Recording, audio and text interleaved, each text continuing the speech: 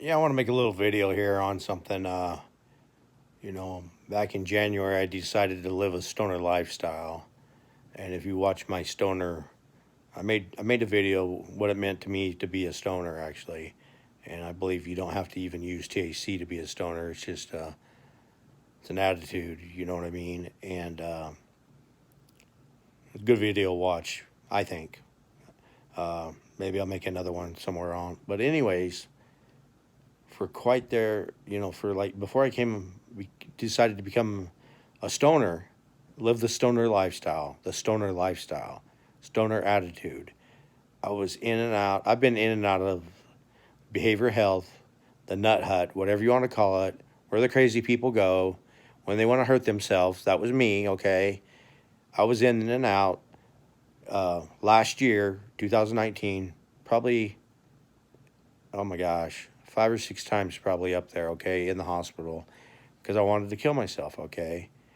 And since January, I haven't been in the hospital, I don't believe, since January, but uh, since I've had a stoner lifestyle attitude and mindset and doing, counseling, of course, and 12 step meetings and just simplifying my life, not worrying about things and taking my meds and doing all the things I need to do, showing kind and loveness to people, and gratitude and being you get what you get and you don't throw a fit type of attitude, and just trying to be happy, trying to find some joy in everyday life.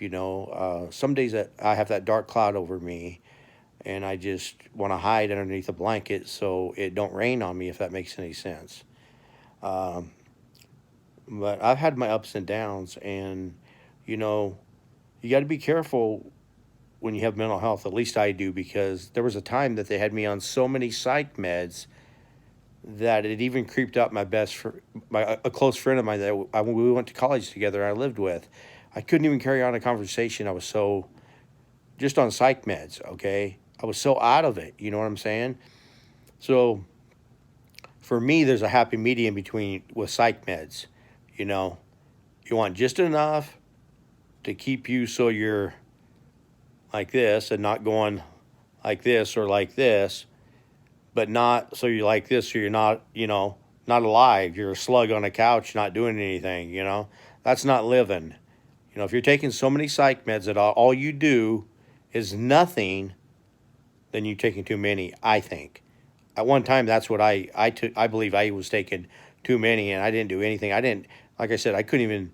My buddy said that he would ask me a question, and like 2 minutes later, I would answer. I mean, that's something wrong with me, okay?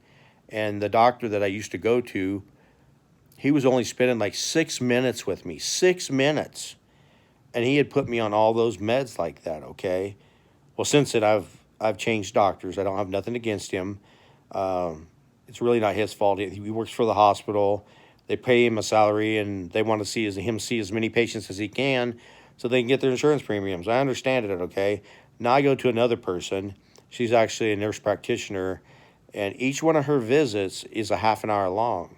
Okay, so we can have a little patient provider communication and figure things out, because you can't figure nothing out in 6 minutes. You know what I'm saying? You just can't. There ain't no way, And my life has gotten better since I've done these changes, okay? And um, yeah, you just gotta, and it's a struggle because, I mean, they got a little genetic test that tells how the different medications might process in your body. But the top one for me was Wellbutrin, and if I take Wellbutrin, I get angry. So it's not 100%. You know what I mean? Uh, they can take different levels for different medications because, like lithium and stuff, and which I'm allergic to actually. Makes me see things. Yeah, hallucinations, lithium. Um, but yeah, so, if you have mental health, get a good team together and don't let them over medicate you.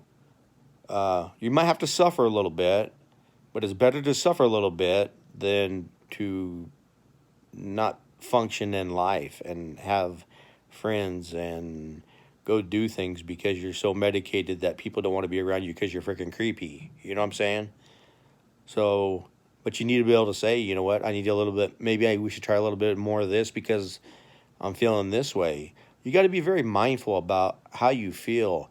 Like for me, for instance, if my fingernails are long, it means I'm going downhill a little bit. I'm starting to sink a little bit. It means because I noticed up on the fifth floor at the hospital when I was up there a lot.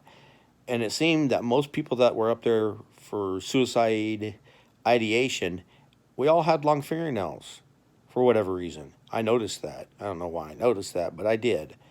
And I don't think probably anybody freaking realizes that. But when I have long fingernails, I want to die, okay?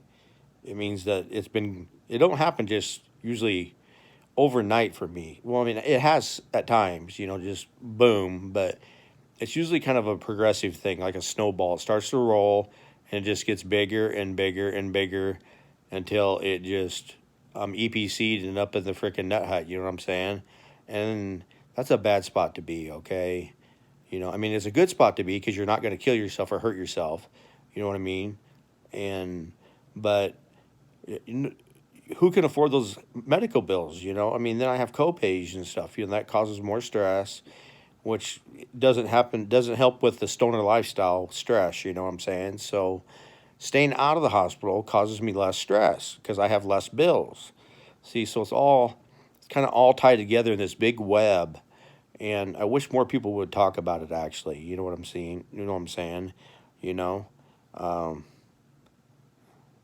we have to take our meds. I have to take my meds, but I can't let them over medicate me either. And I can't go running in there every time I have some little symptom and say, oh, I need a med change or we need to try something different, because only when I'm feeling like suicidal, then I'll be like, hey, man, we need to do something because I'm starting to slip a bit. But under normal circumstances, if I'm feeling a little down, a little blue, you might say, there is a difference between blue and depression. If I'm feeling a little blue because of whatever, I'm not going to get a pill for just that, because too much meds is just the same as not enough meds, in my opinion.